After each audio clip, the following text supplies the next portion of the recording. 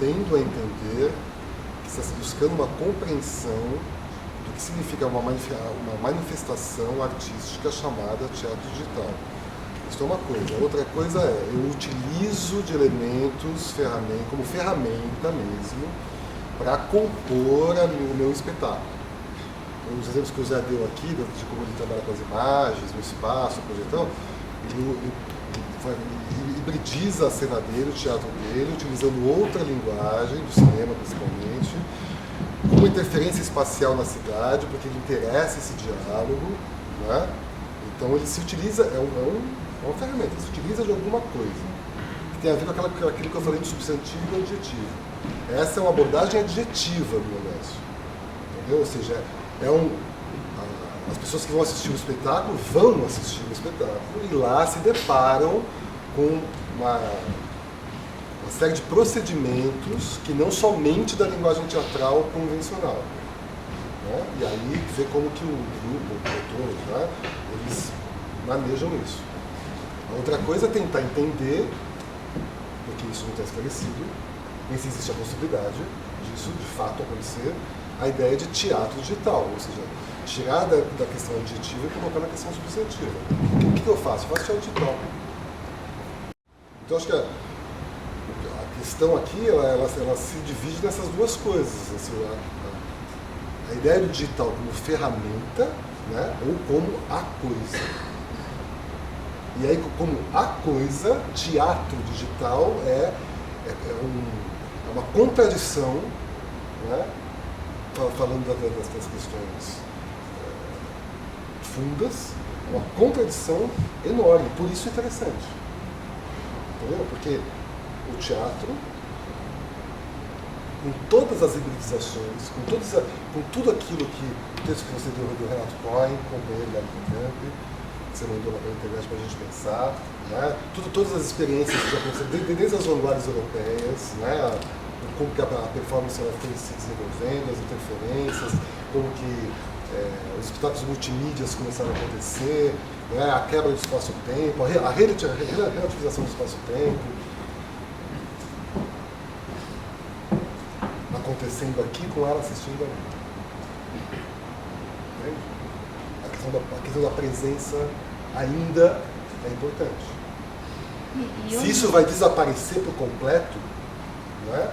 Nós estamos vendo que uma coisa que me parece que já está determinada é que as linguagens cada vez mais caminham para uma hibridização. Isso já está claro. Isso é pressuposto. Quando você citou a experiência que eles fizeram ontem, a gente estava na sala com uma atriz ao vivo. Quando ela saiu, a câmera foi atrás dela e a gente continuou acompanhando na tela. Aí onde você situa aí?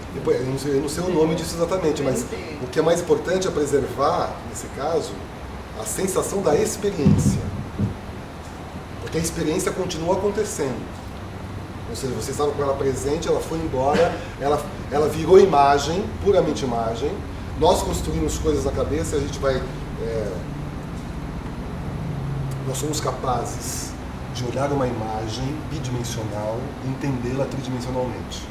Eu sou capaz de olhar uma imagem projetada numa tela, que é pura luz, né, e sentir a materialidade tridimensional daquela figura. Nossa cabeça ela constrói sentidos, ela tem capacidade de construir realidades mentais. Né? Ou seja, se a experiência for significativa, isso vai ser bacana. Se isso se chama teatro digital, que seja. Damos o nome, né? Mas se a gente preservar a experiência antes de qualquer coisa, como aquilo que realmente interessa, é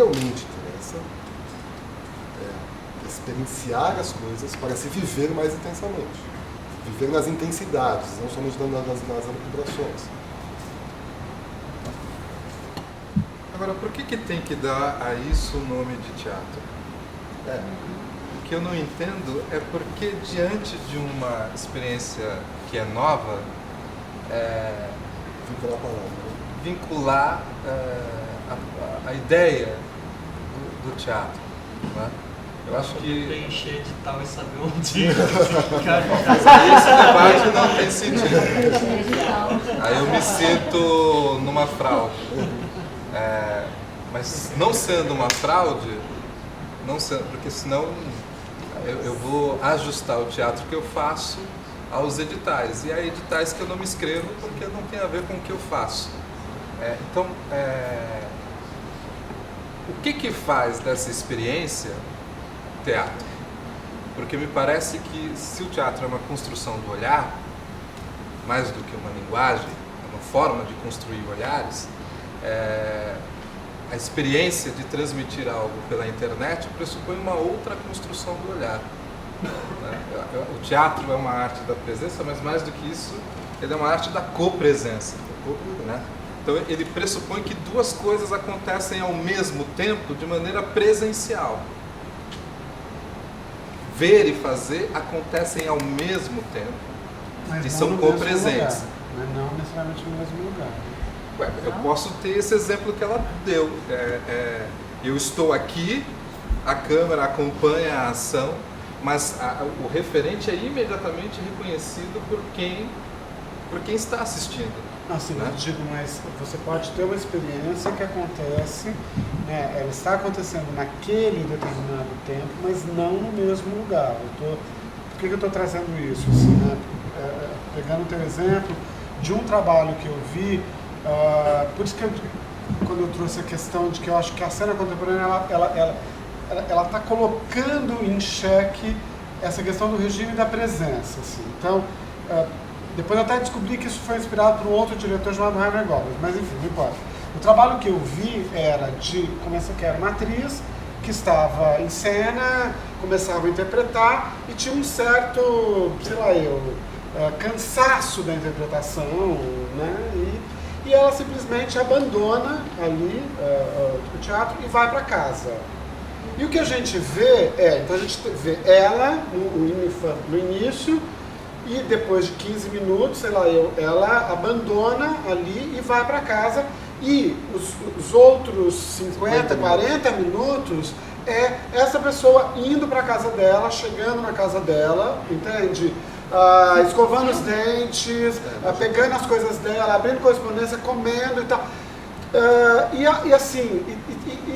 A experiência, uma experiência que eu vivi, que era, será que essa atriz não vai voltar? Mas ela nos abandonou, aqui estamos todos aqui. Ela não voltava, entende? Era isso. Então, você tinha um grupo de espectadores que foi abandonado pelos seus atores, pelas suas atrizes, que foi para casa, mas ela estava com nós, entende? Em outro lugar.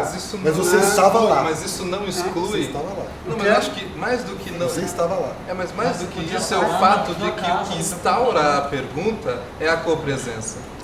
É a copresença que instaura a pergunta. O Stefan Keg faz muito. Não lugar, estou dizendo. Não, mas ela está. Lugar. Veja, a pergunta foi instaurada na copresença.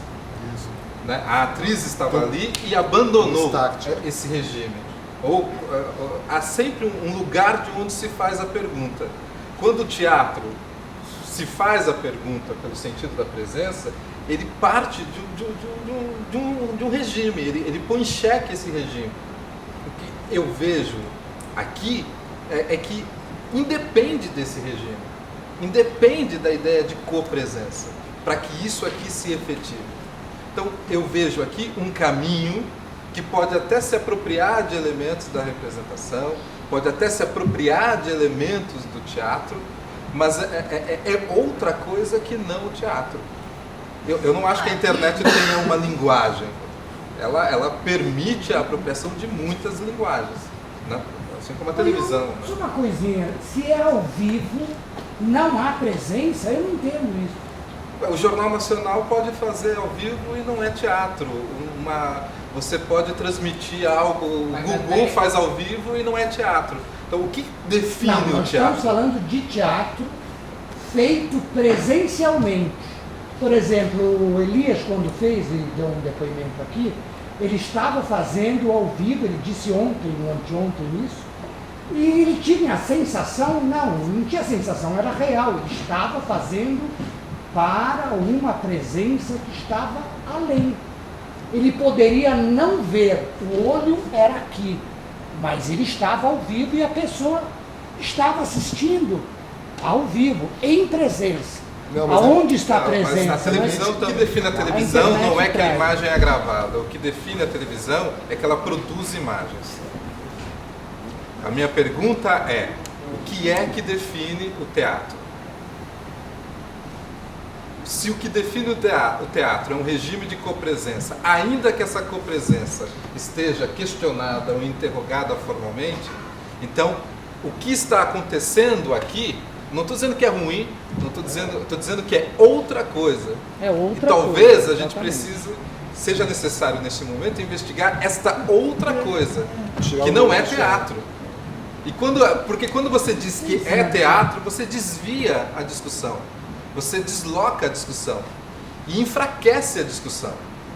Há uma outra coisa aparecendo aqui que precisa ser desenvolvida, que precisa ser aprofundada. É como se o cineasta, no início do século XX, quisesse definir a sua técnica a partir de algo que ele se apropriou, mas que precisava virar outra coisa. Foi no momento em que rompeu com a ideia do teatro que o cinema se definiu como linguagem.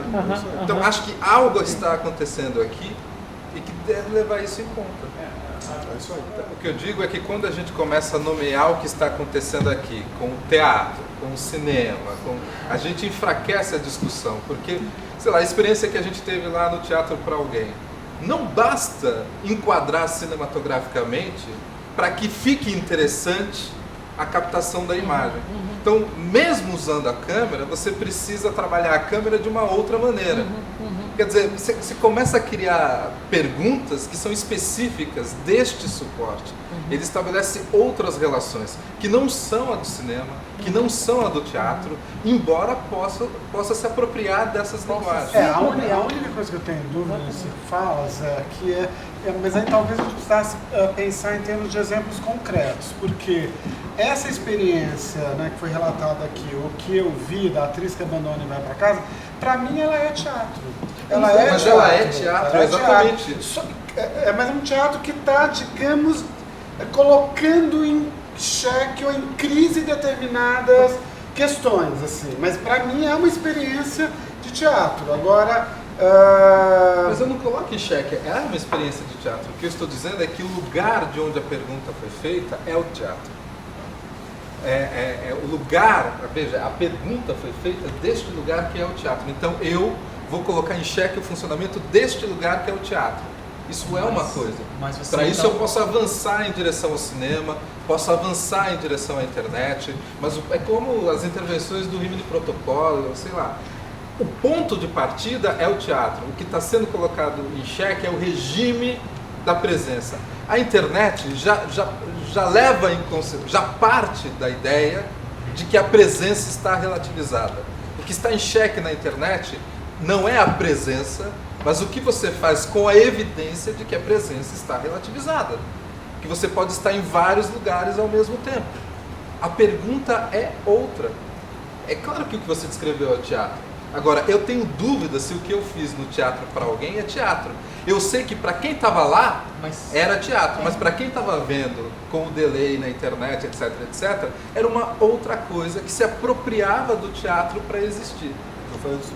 E eu não acho que a internet tenha que ser eternamente usar essa lógica vampiresca. Eu acho que ela tem outros procedimentos, ela exige uma outra investigação. A pergunta do Goebbels ou do Keg, ela parte do teatro. Aqui, se a pergunta parte do teatro, então é fraco, é uma apropriação fraca das possibilidades que isso dispõe, entendeu? Acho que este é o ponto.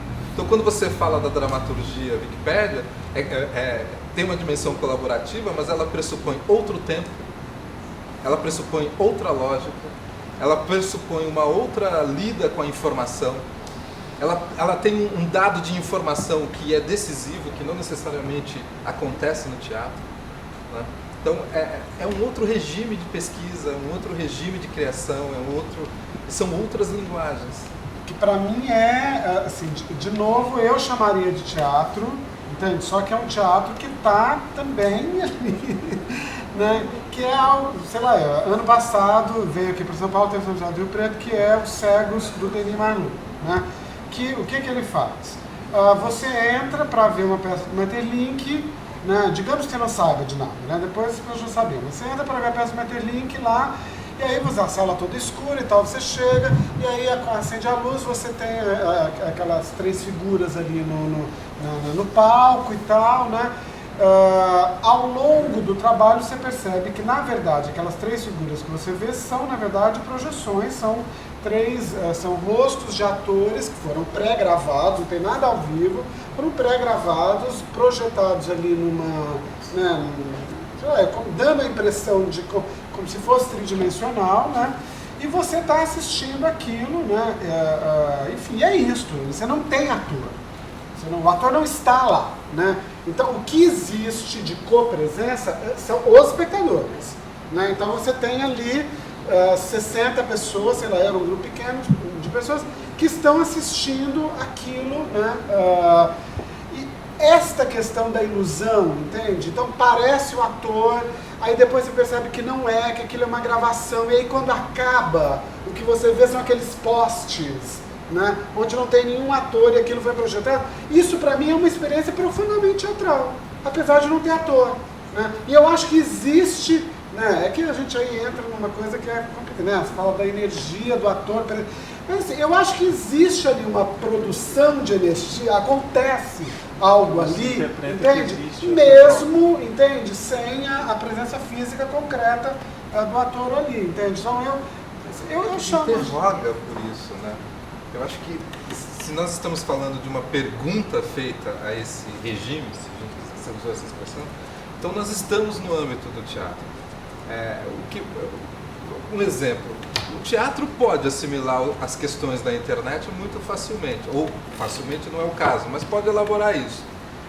O espetáculo do Espanca com o 19, não sei se vocês chegaram a ver, que é uma pergunta sobre isso, sobre o que é isso. Quando é que alguma coisa acontece e quando é que a gente está junto. Eles formularam um jogo para dar conta do delay. E toda a cena é construída a partir do delay. Né? É uma cena do delay. Né? Então, tem uma projeção? Não. É no jogo dos atores. No jogo dos atores. Né? Chega um momento que as pessoas não estão mais conversando entre elas. Não é?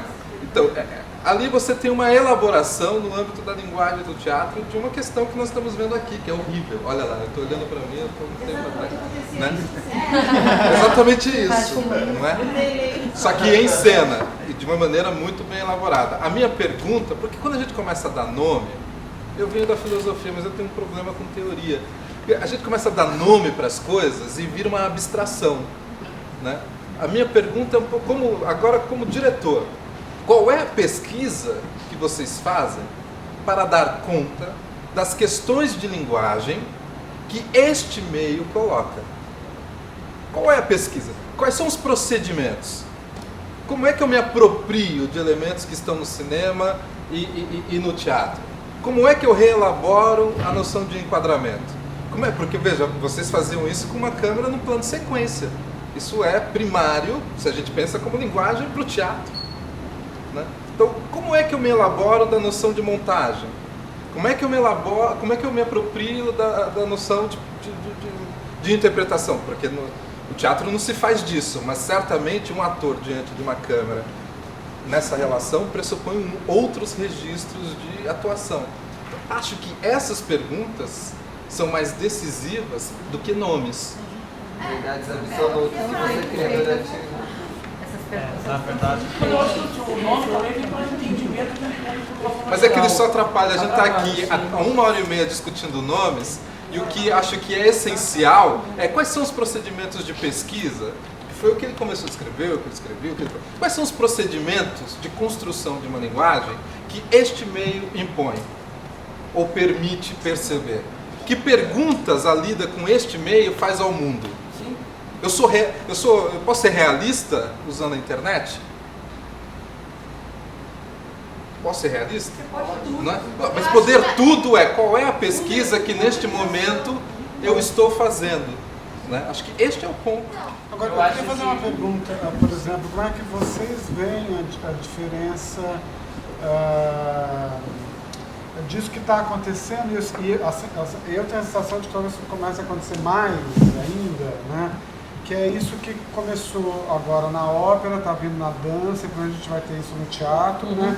Que é, ou seja, neste momento, né, no Metropolitan de Nova York está a ópera, essa ópera está sendo filmada ao vivo e projetada para os cinemas aqui de São Paulo. Que poderia ser internet também, poderia estar, poderia assinar e poderia estar vendo isso na minha casa, Claro, né? claro.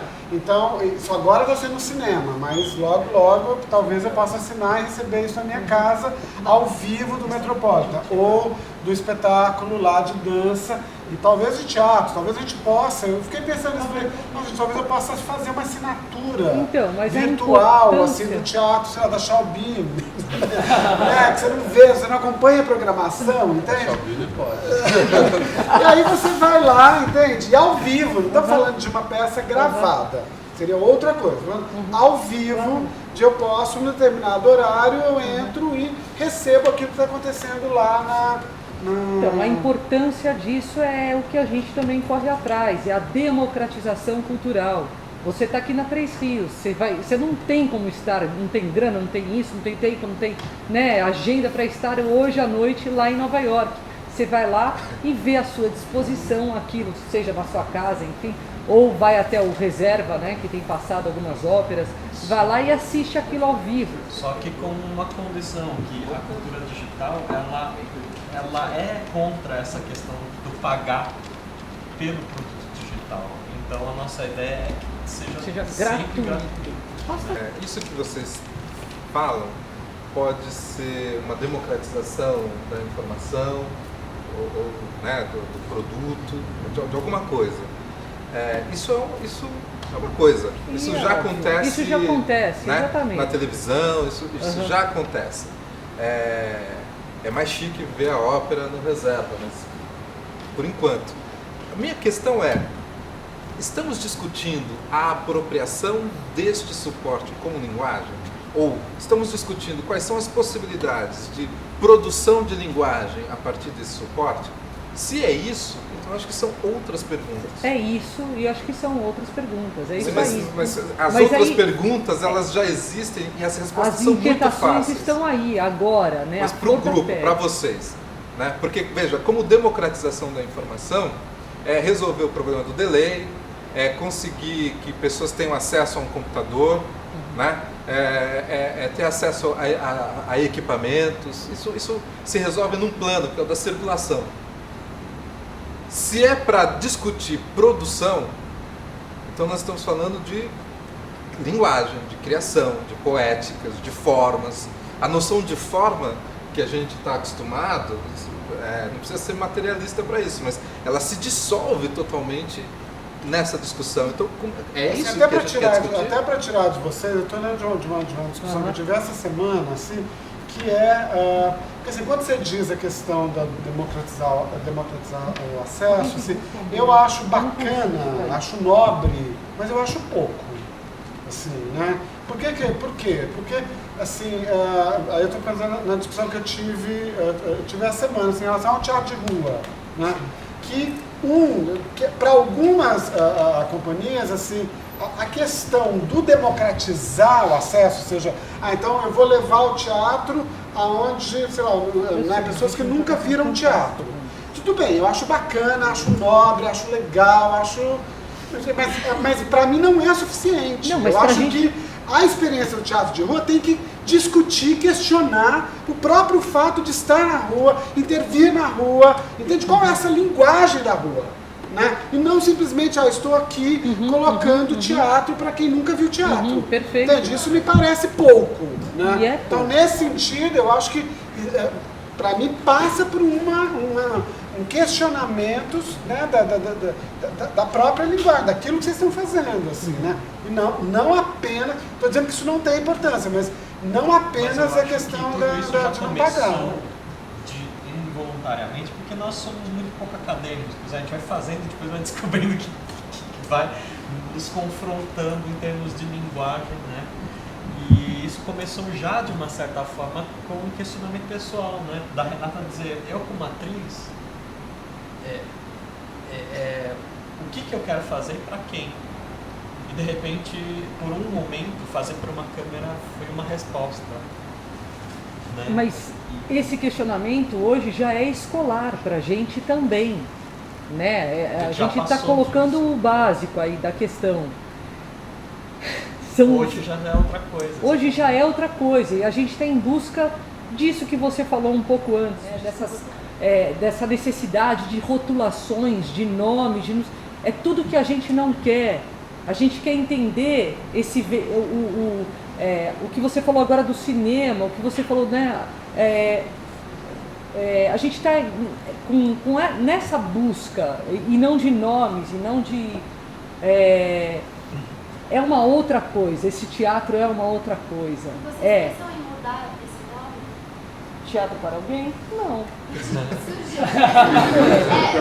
Seria. Seria. Sua pergunta. É porque a câmera, ela acaba sendo um instrumento, né?